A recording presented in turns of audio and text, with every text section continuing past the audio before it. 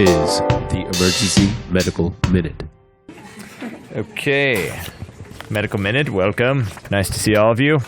All right, recently we'll try to change the information a little bit to protect our patients who are being broadcast on the internet. Recently had a patient who was in a public place and had a witnessed cardiac arrest. It was a good place to have a cardiac arrest because there were lots of people around, so there was an immediate response. Unfortunately, no bystander CPR, but they did call 911 very quickly, about a 5-minute response time, and they were in the process of hooking up a defibrillator but had not yet used the defibrillator in this public place.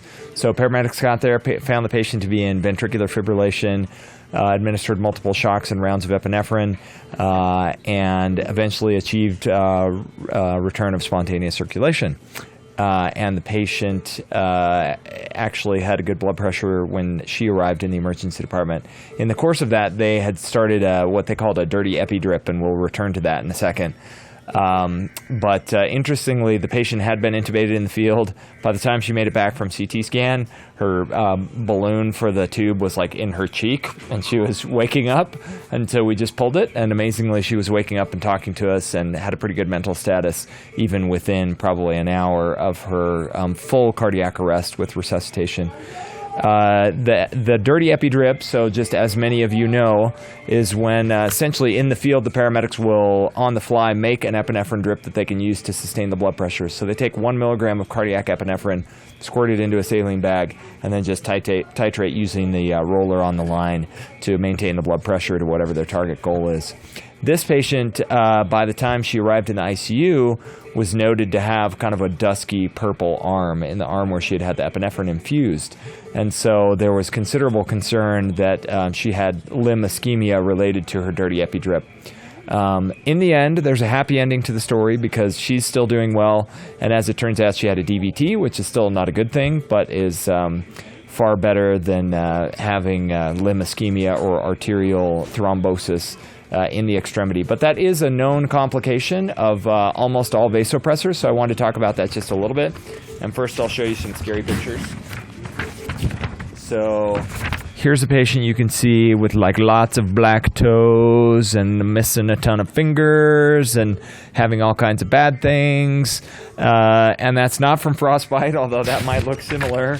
So this was a 36-year-old male that was this is just a case report from the literature, 36-year-old male that was undergoing a meningioma resection, elective, and had a cardiac arrest post-op.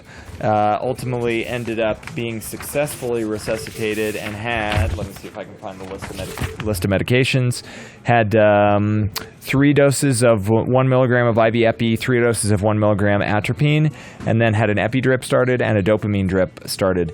Unfortunately, the patient had to be maintained on the pressors for 4 days in the ICU and was intubated and eventually made a full recovery except for the whole toe part and finger part, which started on about day 3.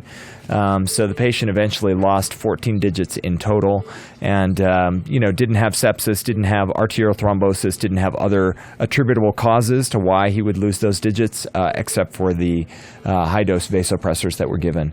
So it's just a reminder to us, sometimes we casually think like, blood pressure's a little soft. Why don't we just throw some norepinephrine at it? And it's definitely a well-documented complication with dopamine, which seems benign, right? Norepinephrine, epinephrine drips, and vasopressor drips, that there are lots of reports in the medical literature of patients having limb or digit necrosis. So it is just something for us to watch out for. Number one, to be kind of careful and only use our vasopressors on patients that really need them. And then number 2, in your routine reassessments of patients on pressors, to look for any signs of limb ischemia. So even with central line administration? Yes, even with central line administration. All right, thanks. Thank you.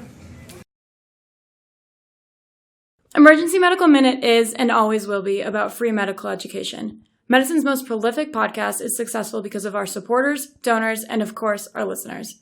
Please like us on Facebook and follow us on Twitter.